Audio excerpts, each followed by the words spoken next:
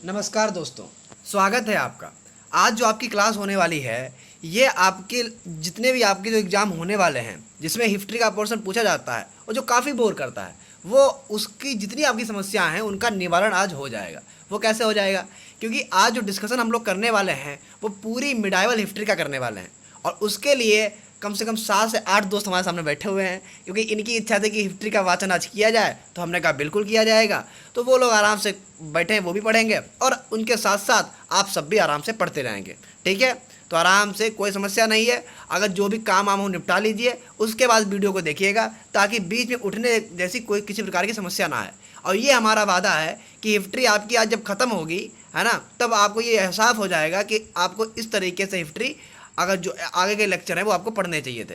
ठीक है, बाकी आपको जो विशेष बात हम बता देते हैं कि मेरे द्वारा जो पूरी कक्षाएं ली जा रही हैं, वो आराम से आप agree coaching Chandigarh app download कर लीजिए, और वहाँ पर आपको किसी प्रकार की कोई भी कोर्स अगर लेना है तो आकाश 5 अप्लाई करके 5% के डिस्काउंट के साथ आराम से प्राप्त कर सकते हैं। हमारे साथ आइए और अच्छे से की पूरी क्लास को आपकी वहाँ पर सुचारू रूप से स्टार्ट हो जाएगी। ठीक है, चलो अब हिस्ट्री में एक बात बताओ, आराम से बातें करेंगे और बातें करते करते पूरी हिस्ट्री आपको याद हो जाएगी। ये हमारा वादा है, वादा ऐसे ही नहीं करते हैं, तो बस सुनते जाओ। ठीक, बाकी जो बातें कही जाती हैं बोल देते हैं, इसको शेयर वेयर करो। तुम लोग करते नहीं हो, गलत बात है, हैं? तो शेयर वेयर कर दिया करो, और वो क्या बोलते हैं, सब्सक्राइब भी कर दिया करो। ठीक है, चलो ठीक, चलो अब देखो।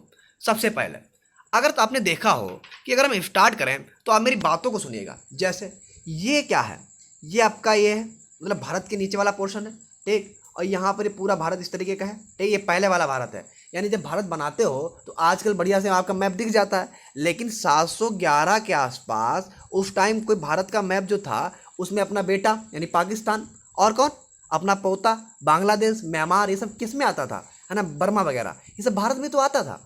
अब हुआ क्या, क्योंकि इस टाइम भारत की जो जीडीपी मानी जाती थी वो कितनी मानी जाती थी, लगभग 33%, मतलब सोने की चिड़िया तो भैया था ही था, है ना। तो इसीलिए हुआ क्या कि यहाँ पर जो आसपास के लोग थे वो एक बहाना ढूंढ रहे थे, यानी जो अरब इराक के जो लोग थे वो एक बहाना ढूंढ रहे थे कि यार किस तरीके से कोई बहाना मिल जाए कि भारत पर आक्रमण कर सकें। और वो बहाना कैसे मिला बताते हैं। अब यहाँ पर ये क्या है, श्रीलंका है। ठीक, और यहाँ पर क्या है, ये ईरान है, ईरान और बगदाद वगैरह है। तो ईरान से क्या किया, श्रीलंका से क्या हुआ, ईरान के खलीफा के लिए कुछ गिफ्ट भेजे गए। क्या भेजे गए, गिफ्ट भेजे गए। और उन गिफ्टों को क्या हुआ, यहाँ के समुद्री लुटेरे थे अपने भारतीय, उन्होंने क्या किया, इस गिफ्टों को लूट लिया। और उस टाइम जो ईरान के खलीफा थे, है ना, जो अरब देशों के जो खलीफा थे, उनका नाम क्या था, वाजिद अली खां। क्या नाम था, वाजिद अली खां था। लिख लेना। अच्छा, खलीफा क्या होता है, जो मुस्लिम लोग होते थे उनका जो रिलीजियस और पॉलिटिकल हेड होता था, उसे हम लोग क्या बोलते थे, उन्हें हम लोग खलीफा बोलते थे। ठीक, तो एक बात याद रखना कि जब 711 में जो मुस्लिमों के जो खलीफा थे उनका नाम क्या था, वाजिद अली खां। ठीक, नोट कर लेना। अच्छा, और उस समय जो वहाँ जो अरब देश था उसके जो राजा थे उनका नाम क्या था, मंसूर हज्जाज। क्या नाम था, मंसूर हज्जाज था। तो खलीफा कौन है, वाजिद अली खां है, और राजा कौन है, मंसूर हज्जाज है। बस कहानी सुनो, देखना भी कैसे रिलेट होता है।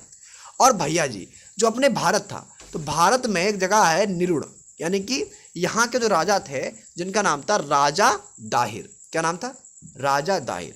अब देखो कहानी कैसे स्टार्ट होती है। देखो हुआ क्या, हुआ ये कि भैया खलीफा ने क्या किया, जब इनके गिफ्ट वगैरह लूट लिए गए तो भारत यहाँ संदेश भिजवाया कि एक काम करो कि भैया कुछ जानकारी दो, है ना, ये क्यों, मतलब कैसे क्या हुआ है। अब यहाँ के राजा सुरा सुंदरी सेवन में खोए हुए, किसी प्रकार का ध्यान नहीं दिया। और जब ध्यान नहीं दिया, जो ताकतवर होता है वो क्या करता है, एक ही बार विनती करता है, बाद में डायरेक्ट आक्रमण करता है। तो उन्होंने क्या किया, खलीफा जी ने 711 में 2 लोगों को, ठीक, किसको, 2 लोगों को, एक का नाम था बुंदेला, ठीक, और एक का नाम था अब्दुल्ला। क्या नाम था, अब्दुल्ला। बुंदेला और अब्दुल्ला को भारत में भेजा आक्रमण करने के लिए। अब यहाँ के सब राजपूतों का शासन था, सब एक हो गए, और एक होने के बाद बुंदेला अब्दुल्ला को बहुत पेला, मतलब इनको हरा दिया। हराने का चाहिए तो चले गए वापस। वापस जाने के बाद अब यार आउट बेइज्जती हो गई। बेइज्जती क्या हो गई, साला एक तो ताकतवर, ऊपर से पहली बार हार गए। तब इन्होंने क्या किया, 712 में, ठीक, बढ़िया जवान लौंडा जिसका नाम क्या था, 17 वर्ष का लड़का था, और क्या नाम था, मोहम्मद बिन कासिम। क्या नाम था, मोहम्मद बिन कासिम। ठीक, लिख लेना। अच्छा, और इसको भारत में भेजा। अब बड़े लंबे लंबे कारण थे, मैराथन क्लास है तो उनको नहीं बताएंगे, लेकिन जानो कि मोहम्मद बिन कासिम ने आराम से निरुड़ और देवड़ के रास्ते से होते हुए आक्रमण कर दिया, है ना। अब ब्राह्मणवाद एक जगह का नाम था, वहीं पर घमासान युद्ध हुआ और इस युद्ध का नाम था रावण ब्राह्मणवाद का युद्ध, जो कि राजा दाहिर और मोहम्मद बिन कासिम के साथ हुआ। ठीक, भयानक युद्ध हुआ। और आपके एग्जाम में बस यही क्वेश्चन आता है कि भारत पर पहला अरब मुस्लिम आक्रमण कब हुआ, तो 712 में हुआ। वैसे जो पीसीएस वगैरह का एग्जाम है उनमें कभी कभी ये पूछ लेता है कि भारत पर पहला आक्रमण कब हुआ आपका मुस्लिमों का, तो 711 में हुआ था, लेकिन वो सफल नहीं था। तो अगर सफल पूछे तो 712 बताना। किसने किया? मोहम्मद बिन कासिम ने किया। ठीक, और किसके खिलाफ किया? राजा दाहिर के खिलाफ किया। ठीक है, चलो अच्छा आगे देखो। अब यार जो चाटुकारिता वाले लोग हैं उन्होंने सोचा ये अपना जो मोहम्मद बिन कासिम था यार, सोचा यार कुछ मामला यहाँ से ले जाया जाए, राजा वाजा खुश कर दें। तो इसने क्या किया, इसने जो है जो उनकी 2 बिटियाँ थी, किनकी? राजा दाहिर की, तो इनको उठा ले गया। कहाँ ले गया? और उठा के ले गया कहाँ भैया? अरब ले गया और कहा महाराज मंसूर हज्जाज आपके लिए 2 गिफ्ट लाए हैं, बड़ी मुश्किल से ला पाए, अब थोड़ा सेवन कीजिए। ठीक, अब जैसे ही समय आया रात का, ठीक, मंसूर हज्जाज उनके करीब जाना पहुँचे, बिटिया बड़ी खतरनाक। उन्होंने कहा रुकिए महाराज, ये क्या हुआ? कि देखो ऐसा है, हम आपसे झूठ नहीं बोल सकते, अब आपके खातिर रहना है, और झूठ क्या छुपाना। उन्होंने कहा देखो आपके पास लाने से पहले ये हमको कई बार क्या कर चुका है? अपमानित कर चुका है। दिमाग ना लगाओ, क्या कर चुका है? अपमानित कर चुका है। वर्ड आप समझते हो, समझदार हो। अब यार हुआ क्या, अरे तुरंत जो है मंसूर हज्जाज गुस्सा आ गया, बोला साला इम्प्योर, तुरंत के बुलाओ, सभा बुलाओ। सभा बुलाई गई और तुरंत जो है रात को ही बेचारे मोहम्मद बिन कासिम को बुलाया गया। तुमने ऐसा किया? कि नहीं महाराज नहीं किया। ये तो बोल रही है ऐसा किया। हाँ महाराज बिल्कुल किया। अरे भाई साहब, उसके बाद हुआ ये, तुरंत मंसूर हज्जाज जो है उसने मंसूर हज्जाज ने बुलाया सांड, और सांड बुलाने के बाद उसकी उतरवाई खाल। अब मोहम्मद बिन कासिम का सर दे दे के घिट घिट के बेचारा मोहम्मद बिन कासिम मर गया। ये बात तुमको क्यों बताई आगे समझ में आएगी। ठीक, तो मोहम्मद बिन कासिम बेचारे यहीं पे अंत हो गया। जब यहाँ पे अंत हो गया तो भारत तो मोहम्मद बिन कासिम ने जीता था, तो भारत पर भी किसी का शासन नहीं रहा, अब फिर से राजपूतों का शासन हो गया। क्योंकि कभी कभी क्वेश्चन आपसे कोई पूछ सकता है कि एक बात बताओ, जो 17 वर्ष की आयु में मोहम्मद बिन कासिम ने जीत लिया था, ठीक है, भारत को, तो उसके बाद फिर आक्रमण काहे नहीं किया? सीधी सी बात है, इतना सोना था, कर सकता था आक्रमण। ठीक, लेकिन वो इसीलिए वो मर गया था। ठीक, कैसे मरा था बता दिया। अब बाद में उन बिटियों क्या हुआ, उन बिटिया ने तुरंत निकाला पॉकेट से जहर और तुरंत खा लिया और बोला हाँ हाँ। मतलब ये हुआ कि उन्होंने इस तरीके से भारतीय नारियों ने अपने आबरू की रक्षा भी की और अपने पिताजी की मौत का बदला भी ले लिया। तो जय भारतीय नारी। आगे देखो, अब उसके बाद फिर आप आगे बढ़ो, फिर देखो, अगर आपको बताएं कि 711 में किसने आक्रमण किया? बुंदेला और अब्दुल्ला ने। 712 में मोहम्मद बिन कासिम ने। ऐसे याद हो जाएगा। ठीक है, एक बात बताओ, उस समय जब भारत पर पहला मुस्लिम आक्रमण हुआ, अरब आक्रमण हुआ, तो भारत के राजा कौन थे? राजा दाहिर। ठीक, अरब के खलीफा कौन थे? आपके वाजिद अली खां। ठीक, और आपके जो अरब का राजा कौन थे? मंसूर हज्जाज। पहला जो आक्रमण हुआ था उस समय जो भारत के राजा दाहिर थे और आपके मोहम्मद बिन कासिम के बीच हुआ था, तो कौन सा युद्ध था? तो युद्ध का नाम था रावण ब्राह्मणवाद का युद्ध। ये आपका खत्म होता है अरब इन्वेजन इन इंडिया। इतने ही क्वेश्चन बनेंगे, चाहे कोई भी एग्जाम दे दो, इतने ही क्वेश्चन बनते भी हैं, चाहे पीसीएस दे दो, चाहे पेट दो, चाहे आपका यूपी कैडर दो। ठीक, कोई भी एग्जाम दो। ठीक, इतने क्वेश्चन बनेंगे। क्लियर हो गया? अब आगे बढ़ो आपके तुर्क आक्रमण पे। तुर्क आक्रमण हुआ था अपने यहाँ 1000 के आसपास। ठीक, किसने किया था? महमूद गजनवी ने किया था। अब अगर महमूद गजनवी के बारे में देखो, 2-4 पॉइंट जो आपके एग्जाम में जल्दी जल्दी आते हैं वो बता देते हैं। जैसे महमूद गजनवी जो था, इसने भारत पर आक्रमण किया था 1000 में। ठीक, जयपाल वपाल के खिलाफ किया तो अलग चीज़ है, लेकिन इसने भारत पर टोटल कितनी बार आक्रमण किया? 17 बार आक्रमण किया। कितनी बार किया? 17 बार किया। और इसका जो सबसे फेमस आक्रमण है वो है गुजरात के जो सोमनाथ मंदिर है उस पर है। और कब किया था? तो सोमनाथ के मंदिर पर इसने आक्रमण किया था 1025 में। कब किया था? 1025 में किया था। याद रखना, ये डेट बड़ी पूछी जाती है एग्जाम में। तो 1025 में इसने क्या किया? गुजरात के सोमनाथ के मंदिर पर आक्रमण कर दिया भैया। अब आक्रमण करने के बाद वहां से जो इसने पैसा लूटा, जो धन लूटा, कितना लूटा? कितना लूटा? 20 लाख दिनार। कितना लूटा? ये भी एग्जाम में आ जाता है। 20 लाख दिनार लूटा। देखो, जो एग्जाम में आने लायक चीज़ वही बता रहे हैं। ठीक है, और लगभग आप कभी कभी तो ये भी पूछ लेता है, थोड़ा टफ एग्जाम आता है, पूछ लेता है कि सोमनाथ के मंदिर पर कितनी बार आक्रमण किया था? एक ही बार किया ना, एक बार नहीं बल्कि 3 से 4 बार या 4 से 5 बार आक्रमण इसने किया था। ठीक है, अच्छा, उसके बाद अगर बता दें कि महमूद गजनवी ने भारत के खिलाफ अंतिम आक्रमण कब किया, तो 1027 में किया। ठीक, कब किया? 1027 में किया। चलो अच्छा बताओ, पहला आक्रमण 1000 में किया था, ठीक है। टोटल कितनी बार किया? 17 बार किया, ठीक। 1025 में क्या किया? सोमनाथ के मंदिर पर किया, 20 लाख दिनार लूटा, और अंतिम आक्रमण 1027 में किया, ठीक। और मृत्यु कब हुई महमूद गजनवी की? 1030 में हुई। तो भैया तुर्क आक्रमण यहाँ पर खत्म होता है। इतना ही एग्जाम में आता भी है, लगभग इतना ही आता है, ठीक। चलो फिर आगे बढ़ो, आगे आपको बताते हैं, थोड़ा इसको साफ साफ कर लें। हाँ, अब आपको बताते हैं मोहम्मद गोरी के बारे में। ये आपके सेकंड वाले हैं। और अगर आपसे पूछा जाए कि वास्तविक जो मुस्लिम साम्राज्य था उसकी नींव किसने डाली, तो मोहम्मद गोरी ने ही डाली, ठीक। तो बढ़िया बढ़िया फैक्ट को बताते हुए जो कहाँ जहाँ पर कहानी जरूरत पड़ेगी कहानी बता देंगे, क्योंकि फिर लंबी लंबी कहानियाँ जो हैं उन्हें बताने में टाइम निकल जाएगा, और आपकी मैराथन क्लास है तो इसमें लंबी लंबी कहानियाँ बताई भी नहीं जाएंगी, ठीक। तो इसलिए सुनते जाना। चलो देखो, इसके बाद 2 आक्रमण हो गए, फिर लगभग कितने 1000, ये चलो 1175 में, ठीक, मोहम्मद गोरी ने भारत के ऊपर आक्रमण करता है, और आक्रमण करने के बाद जीत लेता है, ठीक। उसी बाद इसने गुजरात पर मोहम्मद गोरी ने 1178 में आक्रमण किया। किसके खिलाफ?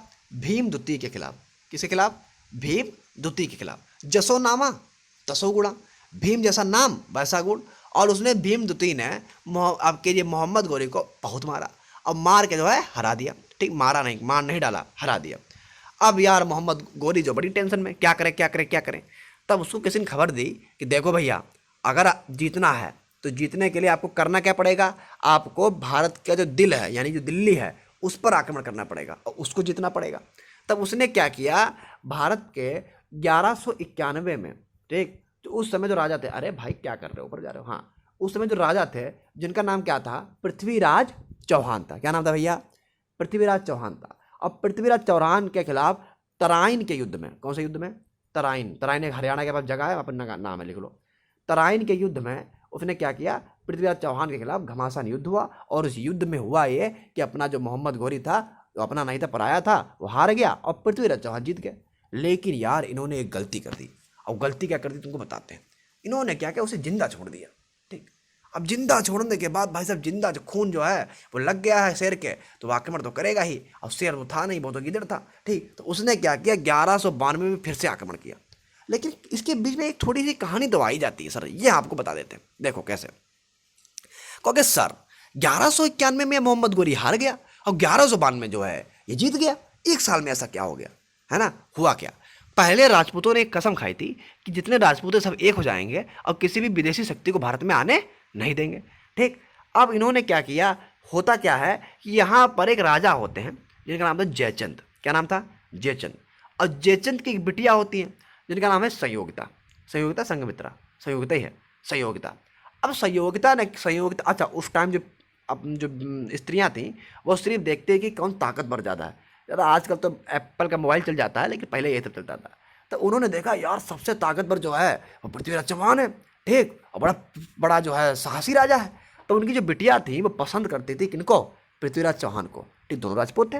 अच्छा, लेकिन आपके ये पृथ्वीराज चौहान और जयचंद की कतई नहीं बनती थी। दोनों ताकतवर राजा थे, अब एक म्यान में 2 तलवार रह नहीं सकती। तो कई बार युद्ध हो चुके थे, तो हर बार पृथ्वीराज चौहान जीत जाते थे, अपने जयचंद हार जाते थे। तो जयचंद ने कहा देखो ऐसा है, जो है शादी हम तुम्हारी कर नहीं सकते उनसे, ठीक। बहुत समस्या हो गई, लड़ाई झगड़ा हो गया, बिटिया रो रही थी, कमरा बंद कर लिया, ठीक। लेकिन भाई साहब जयचंद नहीं माना। तब जब सलाह वाला रानी उन्हें किया गया, तो आप लोग जानते हो जब ज़्यादा दिक्कत होती है, लड़का कुछ अच्छे से घर में पड़ा रहता है, नहीं कमा रहा है, बिटिया थोड़ा ऊपर नीचे हो रहा है मामला, तो लोग कहते हैं कि शादी कर दो, हटाओ शादी कर दो, खुद अकल ठिकाने आ जाएगी। और यही बात पहले भी थी कि शादी कर दो। तो जयचंद ने कहा ठीक है शादी कर देते हैं। तो जयचंद ने क्या किया, पूरे जो है भारत से बढ़िया बढ़िया लोग, प्रतापी राजा बुलाए, बढ़िया स्वयंवर रचा दिया। लेकिन वो पसंद किसको करती थी? पसंद करती थी पृथ्वीराज चौहान को, और उनको बुलाया नहीं। अब जैसे स्वयंवर हुआ, और स्वयंवर में आराम से माला लेके खड़ी हुई थी कौन? संयोगिता। और उन्होंने क्या किया, किसी राजा के ऊपर माला ना डाल के मूर्ति के ऊपर डाल दी, और कहा यही पृथ्वीराज चौहान, और हमने शादी इनसे कर ली। अब मामला हो गया रिवील, मतलब कि खबर जो है सबको लग गई। अब खबर पहुंच गई पृथ्वीराज चौहान के पास कि भाई साहब तुम यहाँ बैठे हुए हो, वहाँ आपकी याद में कोई लड़की जो है मरी जा रही है, ठीक। तब उन्होंने क्या, यार ऐसा नहीं हो सकता। अब आराम से दिल्ली से दनदनाते हुए कहाँ पहुँचे, आराम से कन्नौज पहुँचे। अब एक लेटर पहले भिजवाया, सहेली वेली खाता हूँ कि नीचे मिलना, ठीक, आ रहे हैं लेने। अब भैया प्यार तो था ही, तुरंत मिल गए नीचे और यहाँ से दंदनाते घोड़े बिठाल के दिल्ली ले गए और यहाँ से इनको क्या करे, ले गए। मतलब कि कैसे भगा रहे कोई अलग बात है, ले गए फिलहाल। अब एक बात बताओ, किसी की बहू बेटी तुम ले जाओगे, क्या तुमसे खुश होगा? नहीं खुश होगा। ठीक, अब मामला बहुत बिगड़ गया और उसके बाद पूरा राजपूत समाज भी दो भागों में बट गया। भाई जो लोग अपनी रूढ़िवादी विचारधारा के थे, उन्हें तो ये लगता ही था यार पृथ्वीराज चौहान ने गलत किया, सही बात है गलत किया, ठीक है। तो वो लोग क्या हुआ, उन्होंने सोचा कि यार इसको हरा तो सकते नहीं, लेकिन एक काम करेंगे, अब युद्ध होगा, इनका साथ नहीं देंगे, मन मुटाव आ गया। अब जयचंद भी जानता था कि इनको हरा नहीं पाएंगे, तो वो ढूंढ रहा था किसके पास जाएं। तो उसको पता लगा कि मोहम्मद गोरी के पास जाते हैं। तुरंत भैया मोहम्मद गोरी के पास गया कि तुम इन्हें चलो युद्ध करो।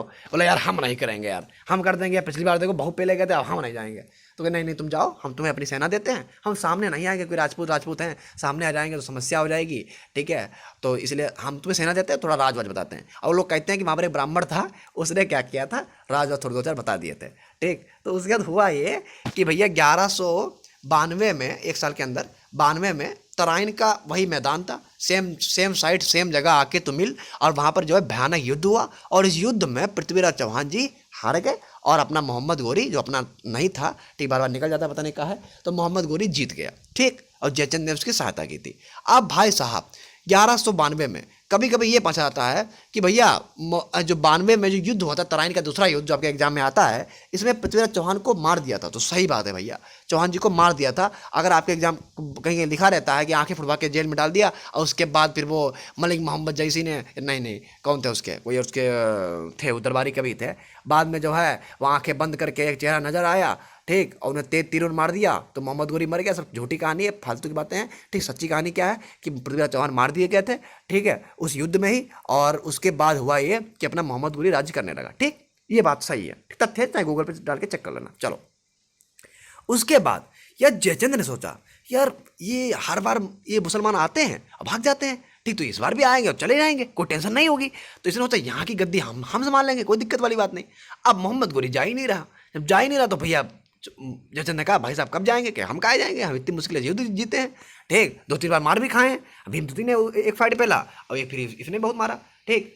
तब हुआ ये, फिर इनके बीच हुआ मनमुटाव, क्योंकि दोनों शक्तिशाली।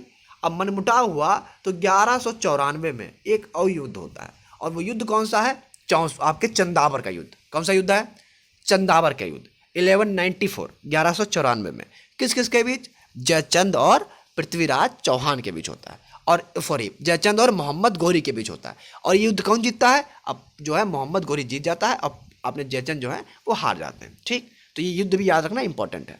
चलो अच्छा, फिर यहाँ पर एक डेट इंपॉर्टेंट है 1206। ये 1206 में अब हुआ ये यार, बड़े दिन बीत गए थे, पृथ्वीराज आपके जो मोहम्मद गोरी थे उनको जो लेटर वेटर आने लगे कि भैया तो मिलने चले आओ। अब शादी तो हुई नहीं थी, हाँ ये याद रखना, मोहम्मद गोरी की शादी नहीं हुई थी, लेकिन गर्लफ्रेंड वगैरह थी, बड़ा याद की भैया मिलने आओ। तो इन्होंने कहा ठीक है मिलने आते हैं, और वहाँ पर कुछ समस्या भी हो गई थी, कुछ युद्ध कुछ समस्या थी। तो ये इन्होंने क्या किया, यहाँ का राजा, यहाँ को राजवार जो है कुतुबुद्दीन ऐबक को दिया और कहा थोड़ा दिन देखो, हम आते हैं, मिल के आते हैं, ठीक। अब बेचारे जा रहे थे, वहीं पर जो है खोखर जाति कुछ कबीलाई जाट लोग थे, उन्होंने इनको घेर के मार दिया। और लोग कहते हैं इनको अस्थमा भी हो गया था, टीबी भी हो गया था, तो उस चक्कर में युद्ध भी नहीं लड़ पाए, बेचारे खांस के मर गए, ठीक। तो इनको किसने मारा, इनको मारा खोखर जाति के कुछ कबीलाई जाट लोगों ने मारा, ना कि पृथ्वीराज चौहान ने, ठीक, क्लियर, ठीक है। तो यहाँ पर मोहम्मद गोरी की कहानी खत्म होती है ना। अब जरा देर रिविजन करो। जैसे पहला युद्ध 1178 में भीमद्यूति के खिलाफ हार गए दोनों, पहला जीते दूसरा हारे हैं। 1191 में तराइन का पहला युद्ध कौन जीता, पृथ्वीराज चौहान। 1192 में तराइन का दूसरा युद्ध कौन जीता, मोहम्मद गोरी। 1194 में कौन सा युद्ध, चंदावर के युद्ध, कौन जीता, मोहम्मद गोरी। किस किस के बीच हुआ, मोहम्मद गोरी और जयचंद के बीच हुआ, ठीक। कहानी क्लियर है। यहीं पे एक कहानी है आपकी नालंदा विश्वविद्यालय की। तो नालंदा विश्वविद्यालय को इन्हीं के एक वो थे, उन्होंने नष्ट करवाया था, जिनका नाम था बख्तियार खिलजी, ठीक है। क्यों नष्ट करवाया था, बड़ी लंबी कहानी है, थोड़ी बताएंगे कभी टाइम मिलेगा, ठीक। आगे बढ़ते, अगर टाइम मिल जाएगा तो लास्ट में आगे बता देंगे, ठीक। अभी इतना याद रखो कि 1193 के आसपास बख्तियार खिलजी ने नालंदा विश्वविद्यालय नष्ट करा दिया था, ठीक है। आगे बढ़ो, चलो। अब यहाँ पे आपका स्टार्ट होता है कौन सा वंश, दिल्ली सल्तनत, ठीक। इतनी बात क्लियर हो गई, इतना क्लियर है, इन लोगों से पूछ लेते हैं क्लियर है, फिर आप आगे बताते हैं। चलो भैया, अब यहाँ पे देखते हैं गुलाम वंश, ठीक। अब देखो यहाँ पे दिल्ली सल्तनत काल स्टार्ट होता है। तो दिल्ली सल्तनत काल में पहला वंश, जरा पहले टेबल बना लो, ठीक, फिर बताते हैं। पहला वंश कौन सा है, पहला वंश है आपका गुलाम वंश, यानी कि बोले तो स्लेव डायनेस्टी, ठीक। तो गुलाम वंश देखो, ये कब से कब तक है? ये आपका है 1206 से 1290। ठीक, 1206 से 1290 कौन सा वंश? गुलाम वंश। उसके बाद 1290 से 1320 तक कौन सा वंश है? ये आपका वंश है खिलजी वंश। ठीक, उसके बाद देखो 1320 से 1414 तक कौन सा वंश है? तुगलक वंश है। ठीक, तीन बातें क्लियर। आगे देखो, उसके बाद आता है आपका सैयद वंश। ठीक, इसको हटा देते हैं, है ना। तो 1414 से 1451 तक कौन सा वंश है? सैयद वंश। और 1451 से 1526 तक कौन सा वंश है? लोधी वंश। ठीक, इतनी बात पहले लिख लो। ठीक, कोई दिक्कत वाली बात नहीं।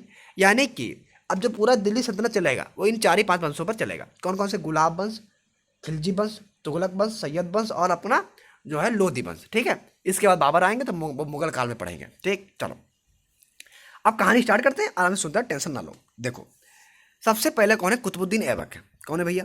कुतुबुद्दीन ऐबक है। इन्होंने कब से कब तक देखा? ठीक, देखो बस थोड़ी डेट याद रखना। इन्होंने क्या किया? 1206 से 1210 तक कौन करेंगे? कुतुबुद्दीन ऐबक करेंगे। अब कुतुबुद्दीन ऐबक के बारे में तुमको बातें बता देते हैं। कुतुबुद्दीन ऐबक थे गुलाम। ठीक, एक तरीके के गुलाम किनके थे? तो ये गुलाम थे आपके मोहम्मद गोरी के।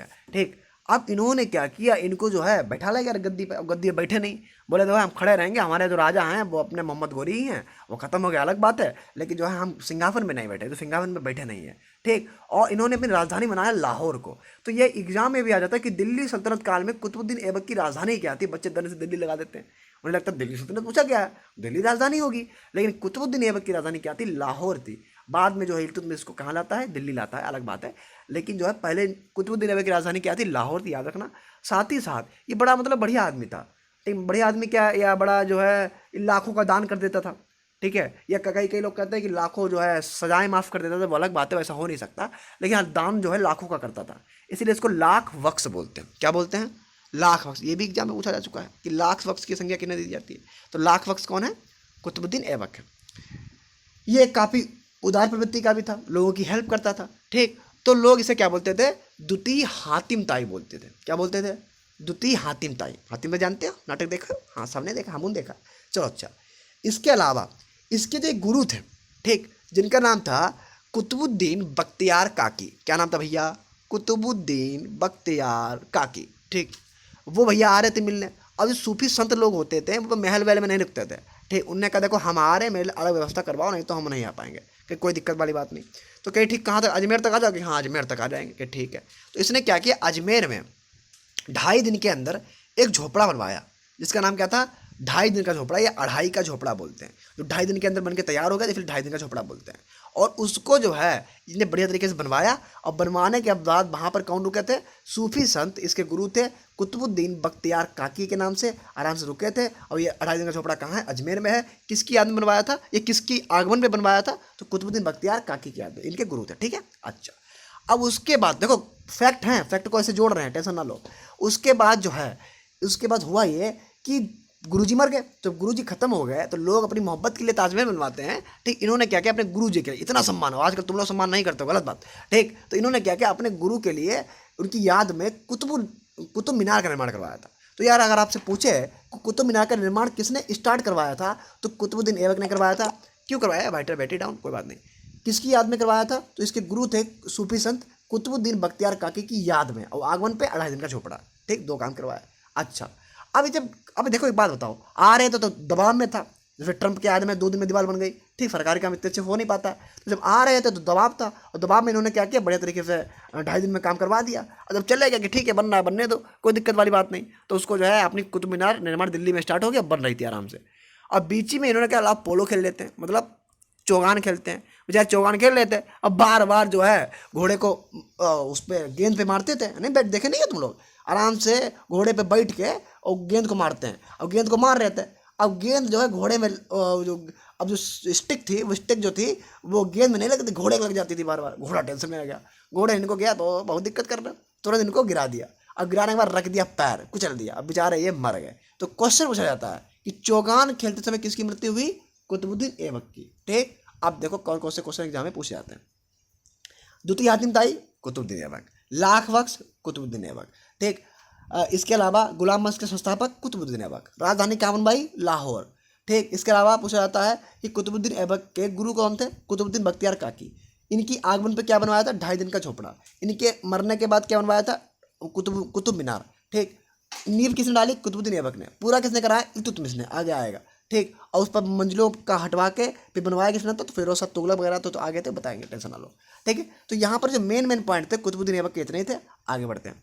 इसके बाद 1210 से कौन आते हैं? रुक जाओ, हटा दें इसको। हाँ, 1210 से 1233 तक कौन रहते हैं, या 36 तक मानो, कौन रहते हैं? इल्तुतमिश रहते हैं। इनके दामाद थे कोई? सर दामाद क्या इनके कोई बेटा वोटा नहीं था? हाँ बेटा, बेटा था। और इनका बेटा था जिसका नाम था आराम शाह। जसो नामा तसो गुणा, आराम नाम है, आराम में डूबा रहता था, ठीक। और उसने क्या किया, ये लगभग जनवरी फरवरी में ठंडी में मरे होंगे, ठीक। और सिंगापुर में बैठ गया और 8 महीने तक राज्य कर पाया। और बड़ा अपन जो है सुरा सुंदरी सेवन में खोया रहता था, इधर उधर घूमता रहता था। तो इसीलिए दिल्ली की जनता बड़ी परेशान हो गई। तो उन्होंने कहा भैया महाराज आप ही बैठे गद्दी पे। और इनकी बिटिया थी, तो बिटिया की शादी जो है कुतुबुद्दीन ऐबक की जो बिटिया थी, उनकी शादी किसके साथ की थी? इल्तुतमिश के साथ की थी।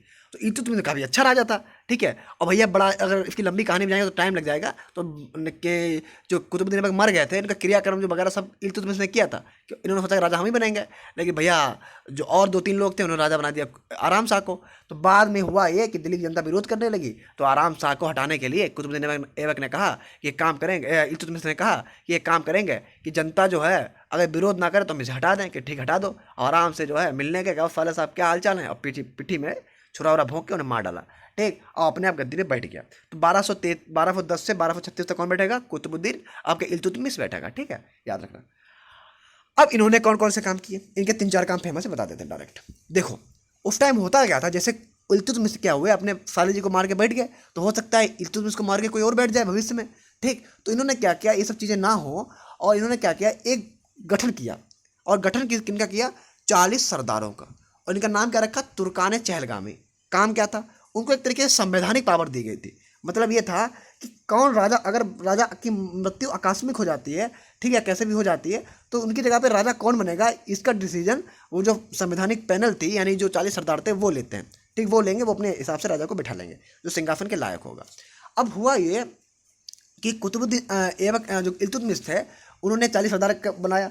साथ ही साथ एक प्रणाली चलाई, इक्ता प्रणाली, ठीक। इसके साथ साथ इन्होंने शुद्ध अरबी के सिक्के चलवाए। अरबी खाने वाली घुइयाँ नहीं है, अरबी जो है ये तांबा और जीतल की मिश्र धातु है, अरबी बोलते हैं। और उसके सिक्के किसने चलवाए थे? इल्तुतमिश ने चलवाए थे। साथ ही साथ इक्ता प्रणाली कौन चलवाया था? इल्तुतमिश चलवाया था। और 40 सरदारों का स्थापना किसने की थी? इल्तुतमिश ने की थी। और कुतुब मीनार का निर्माण, क्योंकि वो तो अधूरा छोड़ के चले गए थे, ठीक, तो कुतुब मीनार का निर्माण पूरा किसने कराया था? इल्तुतमिश ने करवाया था। ये 4-5 पॉइंट फैक्ट हैं, याद रखना, ठीक। ये एग्जाम में पूछे जाते हैं। 1236 में भैया इनकी मृत्यु होती है।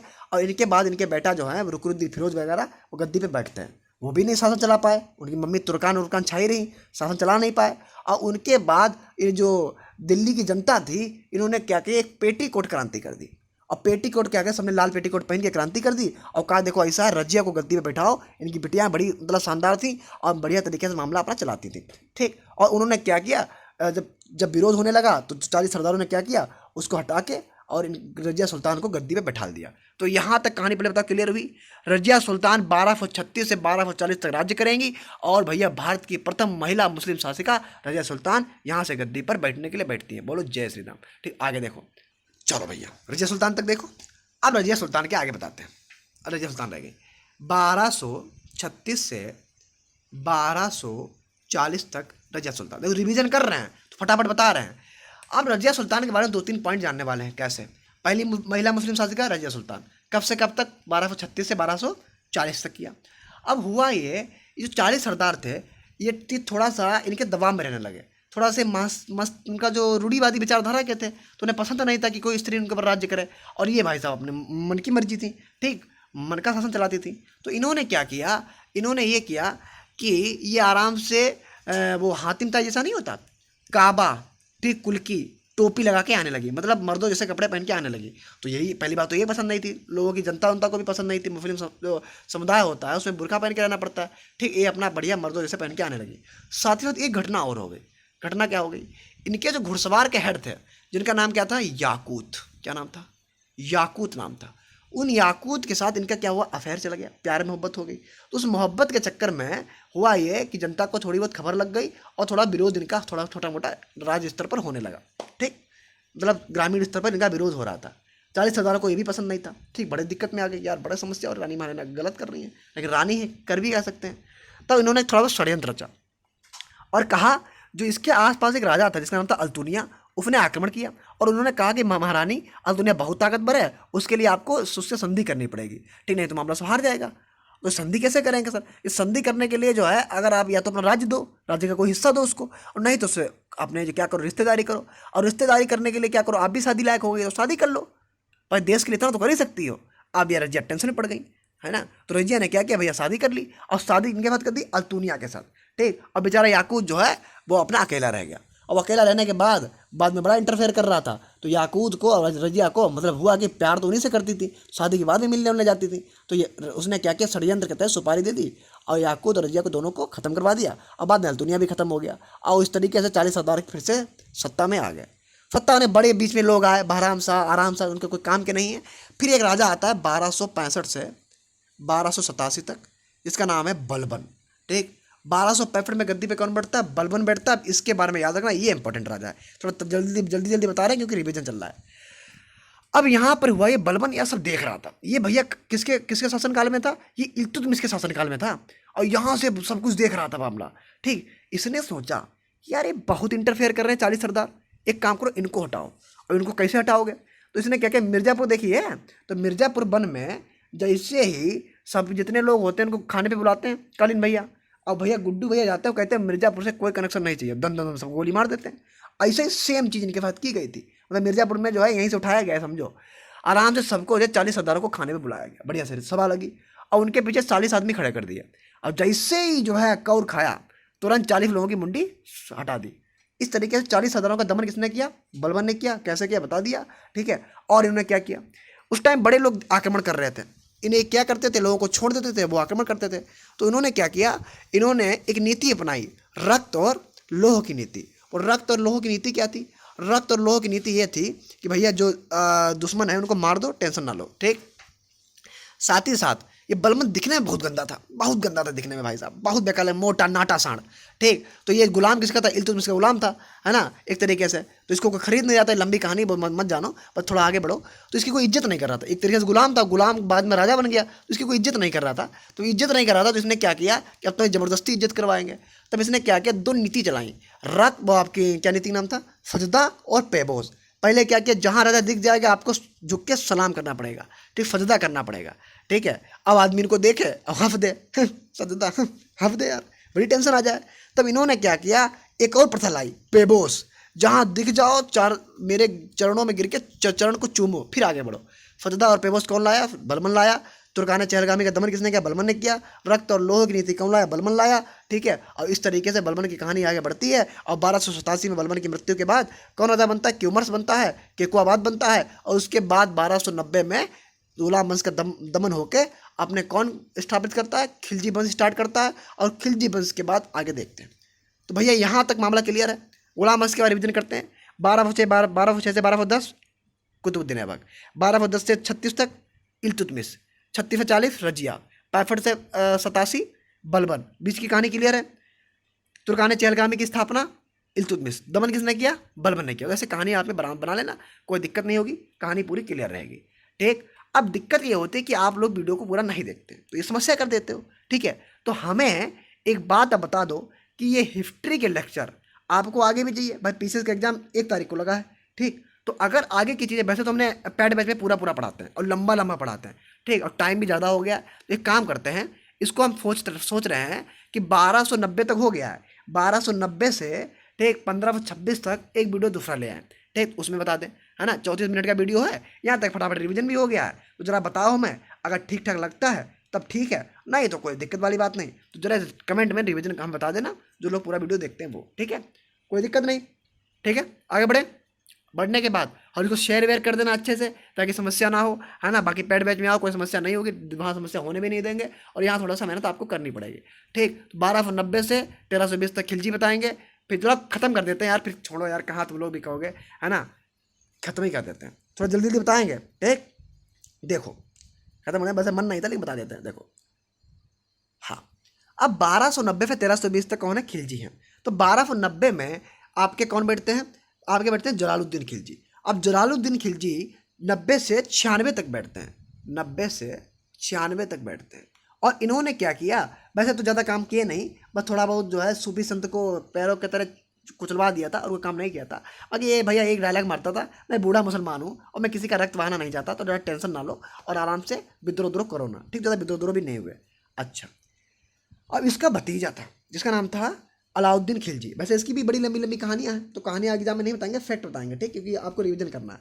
तो 1296 से 1316 तक कौन बैठता है, ये आपका क्या नाम है उसका, अलाउद्दीन खिलजी बैठता है। तो अलाउद्दीन खिलजी कौन था, इसका भतीजा था और साथ साथ इसका दामाद भी था। अब भतीजे तो इज्जत मिलेगी नहीं, अब दामाद बन गए तो बड़ी इज्जत मिल रही थी, ठीक है।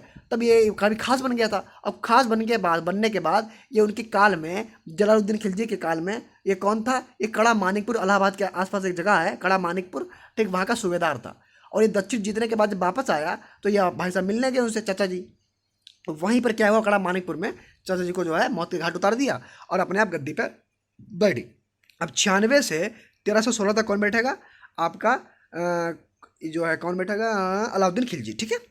हाँ चलो सर, अब अलाउद्दीन खिलजी ने क्या क्या काम किया, काम जानो सिर्फ। देखो सबसे अच्छा जो मार्केटिंग सिस्टम था वो किसके काल में था, अलाउद्दीन खिलजी के काल में। क्या था मार्केटिंग सिस्टम, जान लो। देखो इसने डिपार्टमेंट ऑफ मार्केटिंग की स्थापना की, ठीक। वो क्या करता था, वो सिर्फ ये देखता था कि मार्केट में कोई धांधली तो नहीं हो रही। धांधली इन द सेंस मतलब ये है कि अगर कोई बढ़िया मतलब जो वेस्ट जो है वो अगर ये कर रहा है कि कोई सामान जो है कम तोड़ रहा है, ठीक, तो उसके वो जो टीम थी वो क्या करती थी, अगर सामान को कम तोड़ता पकड़ लिया तो शरीर के उतने मांस को काट कर रख देती थी, ठीक, माल बराबर बस। और अगर कोई मिलावट कर रहा है तो मिलावट में अगर पकड़ा गया तो मिलावट में जितना कंकड़ पत्थर निकलेगा वो उस इंसान को उतना कंकड़ पत्थर खिलाया जाएगा, चाहे उसकी मौत ही क्यों ना हो जाए। बड़े सख्त कानून थे, ठीक, किसके काल में था, अलाउद्दीन खिलजी के काल में। फिर एक काम होता क्या था कि जो सैनिक लोग थे ये भाई साहब रहते इनके पास थे, और जब युद्ध होता था तो बगल वाली सेना के साथ युद्ध करते थे, ठीक, मतलब युद्ध में भाग लेते थे। तो इसने क्या किया, सैनिकों के हुलिया लिखने की प्रथा स्टार्ट की। मतलब क्या किया, सब लोग जो है नोटबंदी की तरह लाइन में खड़े हो गए और सबके बाद परमानेंट मोहर जो है लगा दी कि तुम अब अलाउद्दीन खिलजी के सैनिक हो।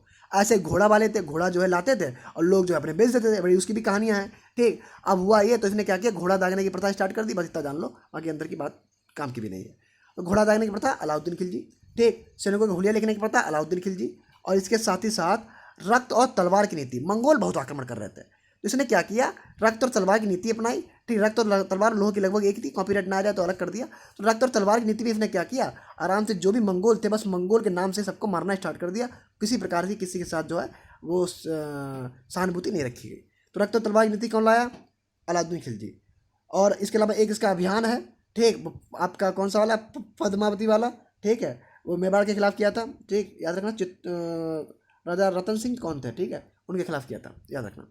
और साथ ही साथ याद रखना कि 1316 में इसकी मृत्यु हो गई। फिर इसके बाद जो गद्दी में बैठता है वो बैठता है आपका वो जिसे रंगीला बाला, मतलब कि इसे क्या बोलते थे हम लोग, इसका नाम था बख्तियार खिलजी, क्या नहीं, बख्तियार खिलजी वो नहीं था, नाम क्या था, रुक याद कर ले यार, रुक जाओ। हाँ देखो, ठीक है, देखो उसका नाम था मुबारक सा खिलजी, ठीक, नाम याद नहीं आ रहा, देख लिया हमने। हाँ मुबारक सा खिलजी था, ठीक। अच्छा एक चौराई घड़ाई कर भी इन्होंने लगाया था, अलाउद्दीन खिलजी ने लगाया था, ठीक।